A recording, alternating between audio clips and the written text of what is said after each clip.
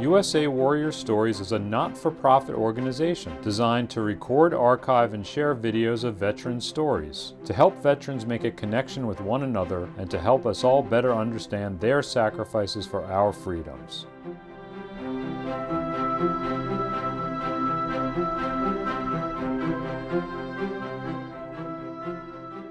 Matt Hindra from USA Warrior Stories here. We're here with Terry Reagan, who reached out to us to talk about his Uncle Lonnie, who served in World War II as a pilot. And we want to thank you for joining us today, Terry. We're really excited to share your uncle's story. And we want to know a little bit about yourself first, where you grew up, and then a little bit about how you started to get interested in your uncle's story. Oh, sure. I grew up in a suburb of Boston called Arlington, Massachusetts. It's about 7 miles northwest of Boston. Come from a big family, big Irish Catholic family. Had 12 siblings. And I didn't hear much about my uncle growing up. So I never knew much about my mom's brother, John Matthew Ring, whose nickname was Lonnie. I just knew that he was killed in the Pacific at the Battle of Leyte Gulf, and he was on the USS Langley. That's about the extent of what I knew.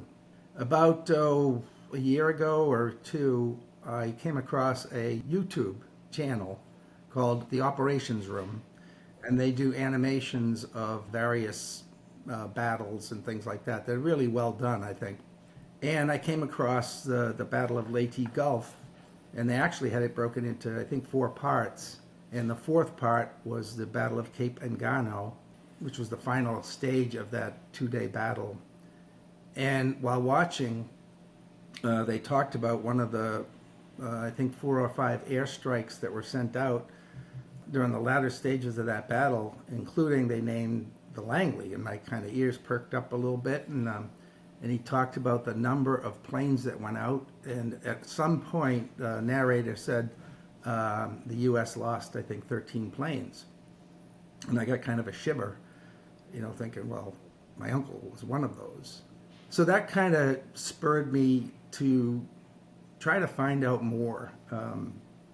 And when I did, I did it mostly for my kids and my nephews and nieces and the next generation, so that he wasn't forgotten.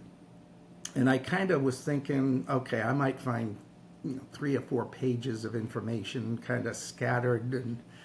But it turned out I ended up with, I think, 38 pages of information, and I kind of stumbled onto the National Archives, which was absolutely fantastic. Get emotional just thinking about it.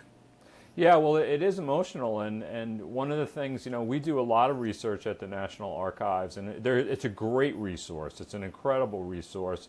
I want everybody to know that on your uncle's page, we're going to put the PDF, if that's okay with you, and people can see it, so they can see all the research you've done. I was extremely impressed with what you've been able to accomplish and been able to find. And in looking at it, it really starts with, him growing up and being in high school, and you have all these incredible photos. Why don't you talk a little bit about where you found these things? I mean, here's a 1942 yearbook picture of your uncle. Yeah, that was what I found. Was there's a website called Classmates that they used to annoy the heck out of me when they'd want me to join. And at any rate, I went in and pretended I was my uncle and got a hold of the 1942 yearbook from Pelham Memorial High School in Pelham Manor, New York. And there it was. And there's a couple of little surprises in there. My mom, Lonnie's younger sister, was 1 year younger than Lonnie. They were in the debate team together, and there was a picture of them in the yearbook. That I didn't know that. And then they had somewhere on the, I guess it might have been his enlistment papers, because he enlisted in Pelham, New York, that had a street address. So just on a whim, I went to Google Maps and typed in that address, and I saw the picture of the house that he lived in back in 1942 when he graduated and when he enlisted. So it's just kind of a little side trip to see what it might have looked like down there. It's pretty incredible also that as you look through the documents that you've been able to put together, there's all these links that you've been able to establish as a great document to your uncle's memory and for your family. One of the things that I find pretty incredible is you have a lot of your uncle's flight records. Tell us how you wound up researching and finding those. I have his logbook that, if you go through it, that's where I copied some of the pages to put in there. But this has right from his beginning of training right through the last day. The last entry in here is for October 25th, 1944. When my dad died in 2003, my mom and dad lived in Florida. And when I went down to help my mom out with several of my siblings, we were kind of just going through stuff, and my mom pulled off the closet shelf a shoebox that had the logbook, some letters. Those are the original documents that I had hold of. Had his Purple Heart in there and things like that. And I remember picking this book up along with a map that I put a part of the map, I think, in the document. And I couldn't grasp that I'm holding this document that my uncle held. It just washed over me, and I was overwhelmed. But my mom put the box away. She didn't, I didn't think too much about it after that. I thought it was really cool and all this other. But then she died 3 years later, 2006, and I ended up with the shoebox. And somewhere, I don't remember doing it, but somewhere I took pictures of everything that was in that shoebox, including every page of the logbook. And then I forgot about it. And when my uncle passed, he was the last sibling, my Uncle Dick, few years after that, like 2009 or 2010, when he was in the hospital, I brought the shoebox to him to give to him to say, this is your brother's, my mom had this, I think you should have it. And he ended up with it, and then he passed, and like I said, that was around 2010, I think. At any rate, it got passed into his kids' family, and my cousin Tommy, Dick's son, lives in Atlanta. I was in Atlanta this past summer, met Tommy for lunch, had a great time. We were talking about stuff, and Tommy brought everything from the shoebox back and gave it back to me. It came full circle, because I had showed him and sent the PDF to him, and said, would you want to share this with my other cousins and siblings and so forth. So I ended up back with these documents, which was fantastic. Just Saturday, this past Saturday, like I said, I have 12 siblings. 10 of us got together, and we had a great little holiday gathering. And my sister Martha, who lives in California, she brought this for me, which is Lonnie's flag, which she has no idea how she ended up with it. She knows it's his flag because it has 48 stars. And you can tell it's old and kind of tattered and worn. One of the small bits of information I knew, he was on the Langley. Through all of this, I find out he was on the Langley. He was put on the Langley 4 days before he died. In my mind, when I'm playing this out before I started, was he killed on his only mission he ever flew? I had no idea. I had no idea he was only on the Langley 4 days. He was on 2 other ships, the Chenango and the Steamer Bay, bopping around from one squadron to the next. He was in VF-35, then VF-100, then VF-302, and finally in VF-44 aboard the Langley was his final stop. So yeah, they started off with from San Diego, I believe, then on the Chenango through Hawaii into the Marshall Islands campaign, which was Kwajalein, is actually referenced in his logbook, that it says Kwajalein airstrike.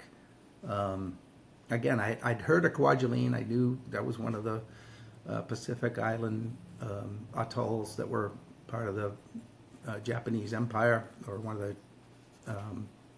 so I knew about it, and I knew about Palau, which is the other entry in his logbook eventually that says airstrike Palau. But what I didn't know, and I found out later from one of the letters that one of his shipmates or squadron mates sent to my grandfather, was that while at Kwajalein, He was coming in for a landing, and he came in too low, and his arrestor hook broke off, and he ended up in the water.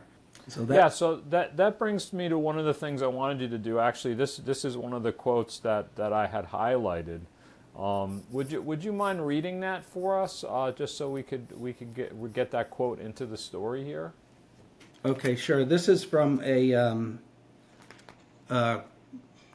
squadron mate of his, that he sent this letter to my grandfather July 14th, 1945. So this was towards the tail end of the war. He writes about how he went through some training with my uncle. After our leave, we got together at San Diego and were put in VF-35 aboard the USS Chenango. We sailed straight into the Marshall Campaign, where Lon had a little trouble. He got too low on a landing approach and broke off his arresting hook on the flight deck, necessitating a water landing. He made it okay, though, and was back aboard in a few days. We didn't go on any missions there except bore some combat air patrols with no luck. There's a photo in here of two women. Who is this photo? That's my grandmother. That is his fiancée, Barbara. When I met my cousin Tommy this summer, Tommy gave me that original picture. I mean, it's incredible. So that's your grandmother on the left in the picture? That's my grandmother wearing the military hat and jacket. But on the back of this, that's where it says Mom and Barbara, what is it, Cedar Grove, New Jersey. But this also, this photograph it brings to life, the sacrifices that the family and also had to make during the war, Yeah. Here's his mother and his fiancé, trying to enjoy themselves, not really knowing what's going on. Who knows what was going on that day. It really had a devastating toll on my grandparents, too. I know that I mentioned my uncle David, who I really didn't know very well, didn't know him at all, actually. And my mom never spoke of him. And I think that losing his brother had something to do with his ultimate, he became like a street person, apparently, and just died on the streets of Boston later.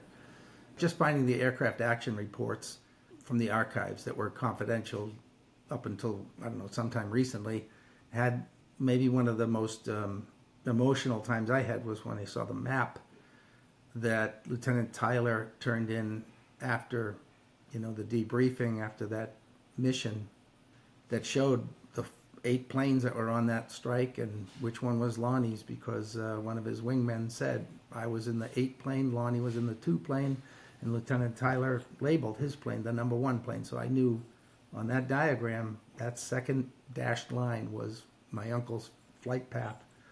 And, he was talking about what they were coming in on a bomb strike on a heavy cruiser of the Japanese fleet. So that, to me, was like incredible to find that level of detail about, his last moments. Now, you also have included a letter from Lonnie to his mother, to your grandmother, from October of 1944. Would you mind reading that? Do you have that handy somewhere where you could read that? Oh, yeah, it says VF-44, care of Pacific Fleet, October 21, 44. So this was 4 days before he was killed. He wrote this letter. Dear Mom, I hope you haven't been worrying about not hearing from me for the last week or two, but I've been really busy getting settled, etc. in my new squadron. This is the first time I've had a chance to write. Tell Irene, that's my mom, that although she doesn't realize it, her best birthday present was the orders I received to VF-44. So he had been itching to kind of get back into a fighting squadron. There isn't much I can tell you about where I am or what I'm doing. However, I'm getting plenty of sack time. The meals are very good, and I get all my exercise playing volleyball on the forward elevator. And I fly not too much and not too little, just right. I finally got what I'm wanted all along, and now I'm happy. Expect except it will be quite a while till I get back home. Say hello to Graham and all the rest of the gang for me. All my love, Lon. This is just how many days before he died? 4. It's only 4 days before he died. And it was 8 days after his 20th birthday. He just turned 20 in October 17th, I think. So how long he had been on the Langley? Just a short time at this point. 4 days, I think, is when he just actually just a few days. Wow. Because one of the other letters from one of his mates said that unfortunately they didn't know anyone on the Langley because he and the Lonnie just got put on there, so they hadn't have time to really get to know everyone. Wow. Now you've done quite a lot of research on the Langley, and some of these photos of it are incredible. There's one of it like listing in these rough seas that's incredible. Yeah. That was the it must be a typhoon, of right? December 44 apparently was a famous one. Yeah, that picture is really incredible. It's got to be like a 60-degree list. Can you talk about what it was like for you to do this research? I mean, this is a very personal journey for you to do this research in the final days of your uncle's life. Yeah, like it started, like I said, the impetus to get started, I guess, was the Operations Room channel on YouTube that I started watching. The whole operation there, the naval operation there, was to support the landings on the island of Leyte, which is one of the middle islands of the Philippines. The day before he died, my uncle was on a combat air patrol. They actually came upon some Japanese fighters, and again, I had no knowledge of this in advance, but I saw the aircraft action report that my uncle was credited at chasing a Zero down to the water and making him fishtail was the quote they used, or the term they used, and that allowed his wingman to fire a kill shot that knocked that Zero out. So then he went through that on the day before, and then the following day they were trying to finish off the Japanese carriers. The last carriers involved in Pearl Harbor was among them. So they were trying to finish them off, and as part of I think there was 5 airstrikes that were sent out from that, the 7th Fleet, Halsey's fleet. And there was, I forget how many ships involved. There were like 8 carriers, and it was enormous. And the Langley was one of them. My uncle's final mission was, I think, the 4th or 5th mission strike force that was sent out that day. It started at 8 in the morning. His that 5th strike, I think, left the Langley at 4:30 in the afternoon, and he died on that flight. Their mission was they were going to bomb on a heavy cruiser, and the map that I referenced earlier shows like how they were going in, and it had a battleship dead in the water to the north and a cruiser to the south with 3 destroyers around it, things like that were the detail on that map.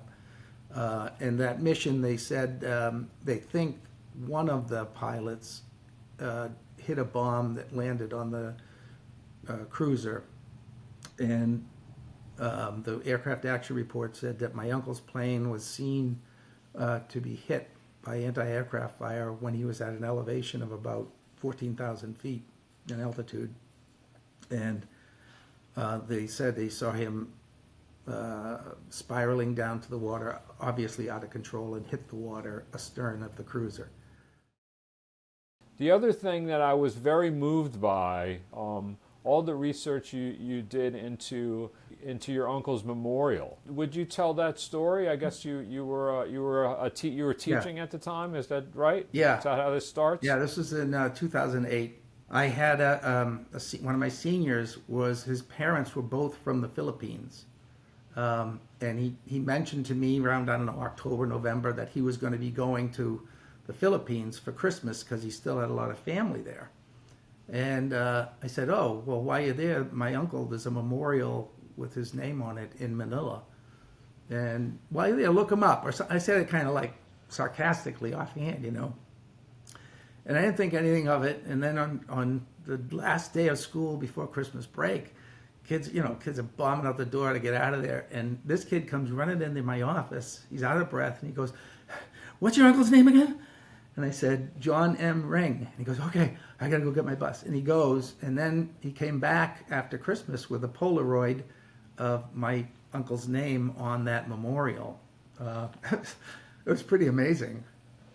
It's such a nice story because I think that, you know, again, those are things that people don't realize. There is the ability to visit these memorials and see these things. And Just last year, my wife and I went to Battleship Cove down in Fall River, Massachusetts, where the USS Massachusetts, the battleship, is there, and I think the Joseph P. Kennedy destroyer. There's a couple of ships. Anyway, in the middle of the USS Massachusetts, they have a memorial room, and it lists all of the people from World War II that were killed from Massachusetts. And sure enough, you know, I'm going down alphabetically. And there was his name there, but I didn't know that was there. So that was pretty cool to find that too. Do you know if your uncle's body was recovered or? No, it was never recovered. About, I don't know, my mom was still alive when this happened, but at some point I was again thinking about my uncle, and I realized that he didn't have a monument in this country. And I contacted, I don't even know, the Bureau of something or other, and asked them. I said, well, you know, I would like to see if we could put a marker in the National Cemetery in Bourne, Massachusetts. And they said, yeah, if he doesn't have a marker or memorial in this country, then he's definitely entitled to one. So he has one down in Bourne, Massachusetts, which is down by Cape Cod. And as a matter of fact, December 13th, several of my siblings and I are going to be participating in Wreaths Across America. And we are going to be allowed to put the specific wreaths on my uncle, my dad, and my two other uncles who are in that cemetery. Now, I think it's incredible that you have your uncle's Purple Heart. There's a photo of it in here, and it's, you know, engraved, and it's just, I guess it was presented to his parents at some point. Yeah. The last thing I want to talk about is some of these great photos that you have of your uncle. Do you know any of these other men that are in these photos with them? Well, it's this one. Where's my camera here? That one I did not know when I wrote it, but again, this was Tommy had the original picture, so I had the advantage of seeing the back of it, and it says Rush Riley, Lonnie and Rush Riley. So Lonnie's the gentleman with no hat. Yeah, he's on the left-hand side for our audience. Yep. So yeah, and again, like the other picture, like I said, had the writing on the back, which was a big advantage to see who these people are. It's pretty incredible, and I recommend that to people. A lot of times people tend to scan photographs and not look at the back of the photographs. You know, they'll just rush through them and scan them, and looking at the back is so important. And having that information on the back is so important. Well, Terry, I really want to thank you for reaching out to us. This has been an incredible learning experience for me, just to have this archive that you've put together, and I hope our audience enjoys watching it. But more so, I hope that we've done something that maybe your family can hold on to, and they can understand the importance of what you've done for your family's history. Yeah. Well, thank you for allowing me to do it. After I sent it to my family, I'm like, okay, now what? Does this just end up on a thumb drive somewhere? Or so I'm very, very thankful that you guys are doing what you're doing and putting this information out there. That's one of my goals, was to see that, you know, maybe some interested people might read it someday. I want everybody to know that on your uncle's page, we're going to put the PDF, if that's okay with you. Absolutely. And people can see it, so they can see all the research you've done.